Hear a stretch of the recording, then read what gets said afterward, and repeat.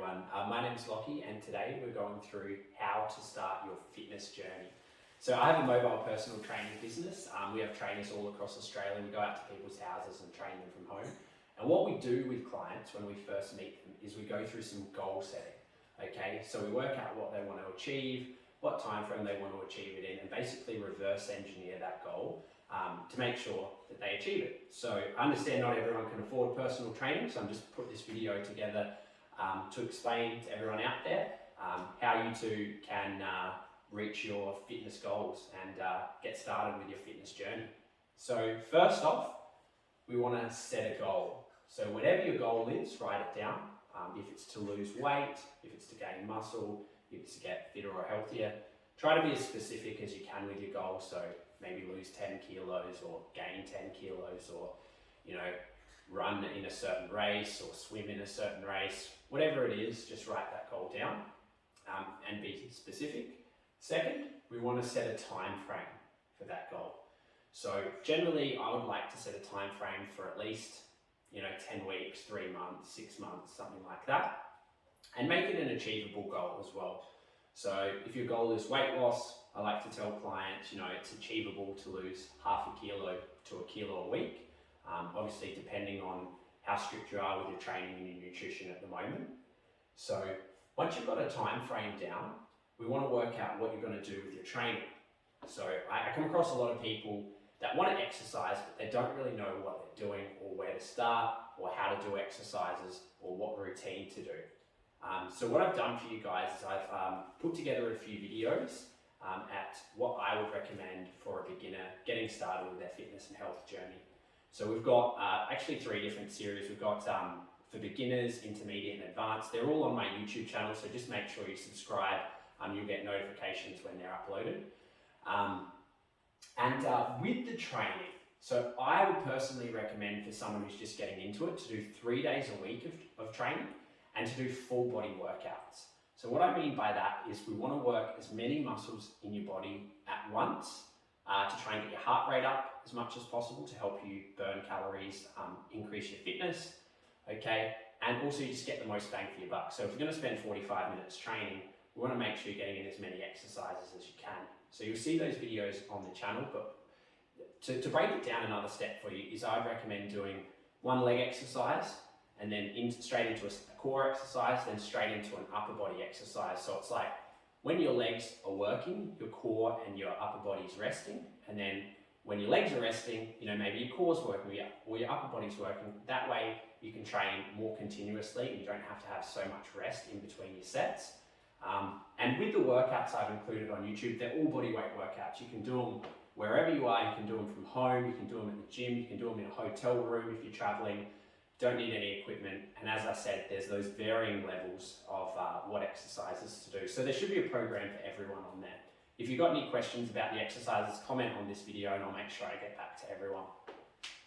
So now that you've got your goal set, you've got your training worked out, we want to look at your nutrition. Because obviously you can't out-train a bad diet.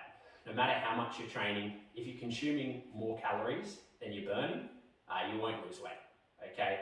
And if you're not consuming enough calories and your goal is to gain weight, you're never going to gain weight. So we need to look at that. We need to work out how many calories you're eating right now so we can distinguish whether you need to eat more or eat less. So what I want you to do is track what you're eating. So try and track what you're eating for the next 7 days. Just write down absolutely everything. You can get an app on the App Store or Google Play called MyFitnessPal. There's lots of different apps to choose from. You don't have to get MyFitnessPal. They're just, they have a free version of their app. It's pretty easy to use. You can scan the barcodes of foods that you're eating as well. It makes it a lot easier. Or you can just type in, chicken breast or potato or whatever, and put in the amount of everything you're eating. So what you want to do is track everything you're eating for the next 7 days, and then it'll show you how many calories you're eating per day. And then you want to divide that times it by 7 and then divide it by 7 so you can work out what the average is you're eating each day. So say at the moment you're eating 2,500 calories each day and your goal is to lose 10 kilos over the next 3 months. What I'd recommend is just reducing your calories by 500 calories a day, so dropping it down to 2,000 calories a day. and just doing that for 2 weeks to start off with, and then you can review it and work out whether you need to up it or lower them from there. And again, if your goal is to gain muscle and you're eating 2,000 calories a day at the moment, up it by 500, okay? Up it by 500. So if you want to gain weight, up it by 500. If you want to lose weight, decrease it by 500. If you're happy with the weight you're at right now, you just want to get a bit fitter and healthier, still track what you're eating for a week, okay? And say you're eating 2,000 calories right now, stay exactly the same, stay at 2,000 calories, but you want to look a bit deeper into it and see what macronutrients are making up those 2,000 calories. So I would always recommend, as a rough guide, 30% protein, 30% fat, and 40% carbs.